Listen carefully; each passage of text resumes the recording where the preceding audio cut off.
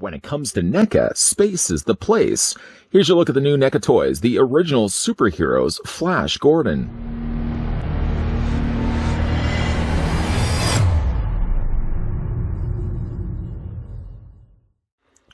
Our story follows the adventures of the world-famous athlete Flash Gordon, who is transported to the strange and hostile planet Mongo, ruled by the sinister emperor of the galaxy, Ming the Merciless. Hell-bent on conquering the universe and destroying anything standing in his path, aided by his companions Dale Arden and the brilliant Dr. Zarkov, Flash is in an epic and never-ending space adventure to save the universe using only his human strength, courage, and wisdom. This figure is based on the original depiction of Flash Gordon in the Alex Raymond's True Masterpiece series.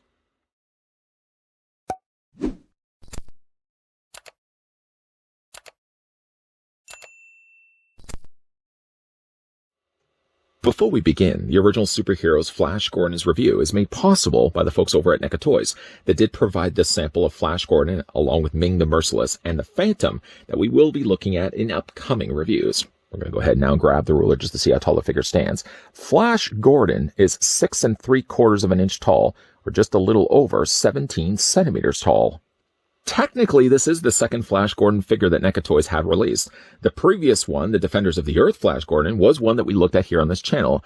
Murphy's Law, as it always seems to be the case when it comes time to actually comparing these figures, I couldn't find the original Defenders of the Earth Flash Gordon, but I'm going to do my best to describe the differences between the two. And I would certainly encourage, if you guys have the chance, to go back and watch my original review of the Defenders of the Earth Flash Gordon, which was a really great looking figure. One figure, though, I did manage to find, I'm going to move over this Flash Gordon, I did manage to find at least the Defenders of the Earth Phantom, which will, of course, make better sense when we actually do the comparison of the Phantom, the original superheroes version. But at least it shows you guys the sizing and the fact that it seems like these figures are still sharing the same bodies. Even though, yes, the Phantom came from the Defenders of the Earth line, it is using, the same body, from what it seems at least, the same body that they are using also for the original superheroes Flash Gordon.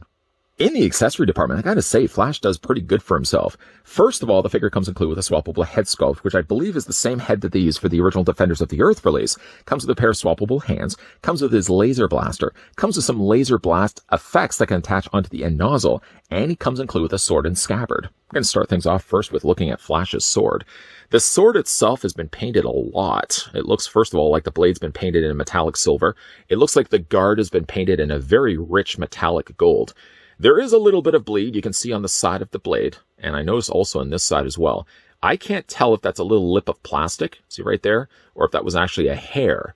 In either case, it looks like there's a little bit of mess on the gold, but other than that, it's a really nice looking sword. Again, the hilt, you've got some darker brown added in there as well, and complementing on the other end of it is also some of the additional of that blue and that metallic gold as well. Yeah, it's a little bit messy on the end of it, as closely getting as I can. You can see other than that, like, it's a really nice looking sword. Now, of course, this can be held in his hand. I say, of course, is just assuming you guys would already know. He comes again with some swappable hands for holding the sword. Or, what you can also do, too, is the figure comes included with a scabbard. The sword slides nicely in the scabbard, and not to the point either where I feel like I'm forcing it in there, and that friction is going to start wearing away the paint. Not at all. And in fact, you can also see just as much paint gets afforded to the actual scabbard, matching the colors of that metallic blue and gold rather nicely. There is a peg right on the top there of the scabbard, which, if you look at the figure here and moving his arm out of the way, he actually has a hole located off to the side of his belt. You can then take the scabbard and attach it into that hole. And it sits pretty good, too. I mean, obviously, when you're going to start moving the figure's articulation around, you're probably prone to be knocking that off. But for the time being, like, it stays pretty good in place. You also notice as well, he's got himself a little holster. And the neat thing about the holster is it does open up, and it houses also the laser gun he comes included with. I'm just going to put the figure down here for 1 second. Looking quickly at the laser gun for Flash Gordon, it's got this really interesting metallic, almost like a bluish purple coloring. The coloring it actually kind of reminds me of is the accessories that came with the Lost Predator. I feel share similar bluish purple colors. Really nice looking blaster. Now again, this can fit into his hand, or if you prefer to have everything stored and housed away, you just lift the flap up from his holster and then just take the laser gun and slide it in place. There is actually a peg right there that you can then take the top of it. The thing about it though is you really want to make sure that the blaster's far enough in, because if it isn't, I find it's a really tough time to get the flap actually folded across. In fact, it doesn't even seem like it really does fit. You may even have to stretch it further to get it onto that little attaching point. That seems to be as far in as I can actually get the laser gun. But yeah, you're going to have to probably stretch this to get that fit over the peg. I'm okay for the fact that I'm having problems with it right now, because my intended plan, of course, is to probably display this in his hands anyways. I just noticed it was really difficult to get the blaster in there and to also properly fold over the flap and plug it into place. There we go. It's a softer plastic, by the way, as well. Putting the figure down. And of course, to help you along the ways of actually displaying these figures with their accessories, after all, it would be crucial that the figure comes included with some swappable hands. Now, he does have some closed fists, which really isn't going to help the cause much. But he does also come with a gripping hand for holding the sword. And he also comes with a pistol hand for holding, of course, the laser gun. To swap out, the hands are pretty easy. You're going to go ahead and just hold onto the forearm and pop these off.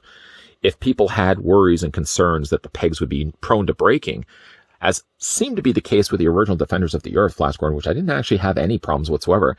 Something about the plastic that they're using now I noticed on these. The hands are super easy to remove. Just wiggle and twist this off and just remove it out of place. And one thing you may also notice too, I'm hoping to draw your attention to it, there doesn't seem to be any little bit of paint that's on the end of the peg. Sometimes that's something that NECA has done before with their pegs, where, you know, when you're generally moving the hands, the paint does flake off. But it doesn't look like at all that they're using any additional paint on top of the peg. The paint seems to be much better on these figures, I have to say. So we're going to go ahead and change the hands out. Just pop that back into place. And again, now you can now take the sword. And the sword will fit comfortably into his hand. Just may want to pry the fingers just slightly away from the palm. Slide the sword in place. And then we can go ahead and take the pistol and matching things up to, of course, the hand. We're going to just bring the fingers slightly away from the palm and then get the ray gun. Whoops, let's not drop it in the process. Get the ray gun. Try that again. Take the ray gun and fit it into his hand. And when you are fitting it into his hand, his trigger finger, which may have been the thing that actually popped it off in the first place, actually does line up nicely with the trigger. You can see right there. The other thing that comes included with Flash Gordon may involve me actually having to remove the sword just because I don't want to get that broken in the process. And we're also going to remove the ray gun. Again, we'll just put the figure down there for 1 second. We'll come back to it, don't worry. The figure comes included with 2 effects that you can attach onto the end nozzle of the laser gun. One of which is sort of just more of a burst effect. Has been nicely replicated here using a sort of a translucent yellow plastic. And that just fits to the end nozzle. The thing about it, though, is there's that little lip of plastic that sticks up. It's sort of the sight of the laser gun. That sort of is the thing that's blocking this being able to put on any further. But it still stays pretty well in place, that it's not going to fall off on you. If you prefer, however, to have a more firing laser effect, then he gets this long bit of same translucent yellow plastic. And what you'll do is, again, just put that over top of the nozzle. Again, like the thing about it, though, is when you are putting it on top of the nozzle, it's this little, again, it's the little sight on the end of it that sort of does prevent the laser effect from going in completely. It goes on there well enough, but it probably could have gone on a little bit more if they had just put, it doesn't even seem like there's a ledge of plastic on here. Actually, there is. There is one little lip of plastic now that I actually see it here. Yeah, you know what? That holds things a lot better. Definitely will prevent the laser from falling off, at least the laser beam from falling off. Put those to the side. Actually, you know what we'll do as well was take the scabbard off. Because, of course, when we look at the figure's articulation, that's going to be probably problematic. Let's just put that to the side as well. And then the last thing that comes included with Flash Gordon is it comes with an alternate head sculpt. And whether you decide to go with this head sculpt or the one currently provided on the figure's body, I got to say, in both the cases, the paint is really good on this. I mean, look at just the detail on the eyes alone. You have the reflection off to the corners of the eyes. I find like as well the skin tone is really good on the head sculpts. Hoping again to get you guys as close of a detail look at that head sculpt as I can possibly get it. Eyebrows painted nicely. Again, like the eyes, super crisp and clean. And the head sculpt also on this figure, I'm going to just bring the packaging because I don't have the original figure. If you look at the down below here, this is the original lineup for the Defenders of the Earth, and you'll see this is what the original Flash Gordon looked like. And it looks as if they are using the same head sculpt that came included with that initial figure. This is what his costume also originally looked like. To change the head sculpts out, much similar to the hands, actually are super easy. Just hold on to the torso, pop the head off, and replace it with the other head sculpt. Now for me, didn't get it completely on there, but for me, I'm going to show you guys both of them right now. Being that this one does seem to share what I feel to be the same mold as the original Defenders of the Earth, and I know I have that Flash Gordon stowed away somewhere, I'm probably going to end up displaying, I think, the original Superheroes version of Flash Gordon instead with this head sculpt, because I think it fits it a lot nicer. Again, both of them are really good, though. I might even just decide for myself, because I do feel like this paint is a lot better job on this figure than the original Flash Gordon from the Defenders of the Earth. I might just decide to swap this head sculpt with that original Flash Gordon. Anyways, we're going to take this head sculpt off, and we're going to pop it back, the original portrait that we get. Again, I really like this one a lot. One thing I did notice, though, and you'll see it here from the side, you've got a clean line, a seam line still, but there's a clean line here on the side of his one, I guess that would be a cowl piece. The other side, I've noticed there's a little chip off to the top there. Now, the way that that's chipped makes me think that that's from the actual mold, where the mold itself has some issue with it. If you did happen to pick up this original Flash Gordon, the original Superheroes Flash Gordon, let me know in the comment section if you have a similar chip off to the side of the head. I mean, it's barely noticeable. You're going to be looking at it from the front anyways, but it is something I did spot there on the top there, just above the ear guard. A little bit of something that's missing off the mold itself. It's not even a case really where the paint has been added over top of it, where it's like just extra paint, for example. It does look like it's actually sunken into the mold itself. So again, if you have this figure, let me know if you've had that similar issue. As for the rest of the body of Flash Gordon, there's some real differences that have been, some real drastic changes that actually have been made with this one and the original Defenders of the Earth. And again, apologies, I'm going to just bring in the packaging right now so you can see the difference between the two. The original Flash Gordon had the higher collar, the gold on the shoulders, and notably he had the broader black belt. This Flash Gordon, in a contrast to that, actually doesn't have the collar piece. He does have these additional lifted, sculpted circle rings, kind of little circle shapes here, that have been molded on top of the body. Now, it does look like what they've also done too, as I run my finger along this, it wasn't just the case that they just, instead of painting further up for the collar, what they actually did was they sculpted the top of where the opening is on his top. So actually, instead of them just painting it in, they actually have sculpted that. I think that's a nice touch. It also shows, too, that they didn't just use the mold exactly, because obviously they would have had to change this to add the additional circles on the top of his detailing here. The arms seem to be the same. The torso, I would imagine, would probably be a retooling, and they've just, again, added the new sculpting onto the top. The belt is, of course, a brand new appliance piece, because the original belt would have been just a black with a middle belt buckle. And of course, they would have added the holster. That would have been an extra piece that would have been just glued onto the belt itself. The lower legs, again, really like this metallic blue that they've used. The gold also, I'm just going to move the arms up here. While this gold doesn't match the yellow that they used for the belt, it is nice at least that it matches the gold that they've used for the top of his torso. And then this one also would have had the higher boots. Like the original one also did have high boots too, but I think those boots would have been black, where these are more closer to being like a brown color. Flash Gordon, and I would imagine as well the rest of the original superheroes, all have peg holes on the undersides of their feet. So yeah, you could use a display stand certainly if you wanted to. Let's have a look at the articulation for Flash Gordon, and we're going to stick with this head sculpt for the remainder of it. The head rotates all the way around. You can have the head looking up and the head looking, of course, down. Back and forth rocks the head as well. You can take the arms, bring them out. I did notice like this arm was a little on the looser side, but not super loose. It just in contrast, I did notice like this arm's a lot tighter. You can get about a 90-degree angle bend. And it doesn't seem as well either the case when I'm looking at like the joints, for example. There is, can you see that? Like there's no paint whatsoever in the crevice. So it looks like NECA really has changed something with the way that they're painting these figures. Not only does the figure's paint job look richer, but it also seems to be a case like it doesn't look like there's paint anywhere in like problem places, like shoulders, problem places like the knees, problem places like the ankles, for example. You see that? Like there's no paint anywhere on those joints. Something I did notice when I was looking at these figures. Anyways, though, the bicep does swivel. You can go back and forth with that. Flash Gordon does have, of course, the double hinge on the elbow, and the hand rotates all the way around with a hinge back and forth. Figure also has an upper torso, not even so much, I would say, a ball joint. Like the ball joint's a little lower down here, just below the waistline. But the figure also does have like an ab crunch.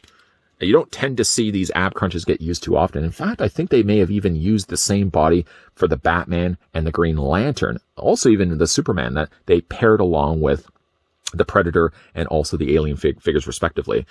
For his legs, the legs do split out, and it looks like they are utilizing a ball joint on the inside cavity of the thigh.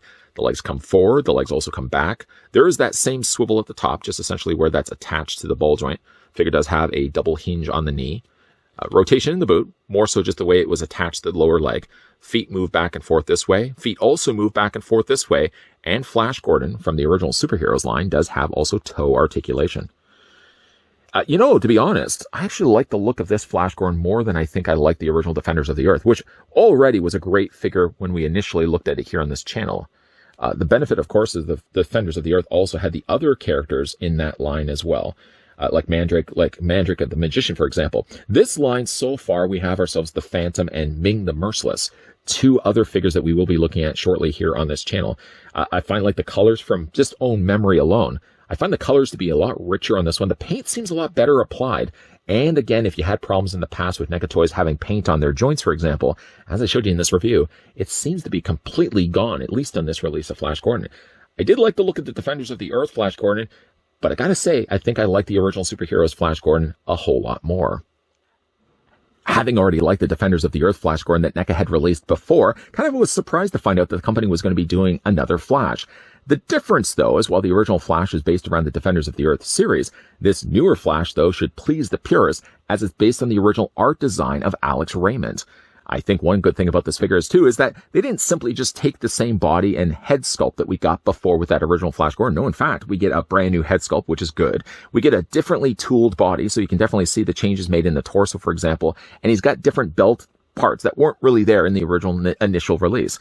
I have noticed also one thing, and it really upsets me, the fact I didn't have the original figure in hand in front of me, where we could do the proper comparisons, but it does seem like the colors seem a lot more vibrant on this newer Flash.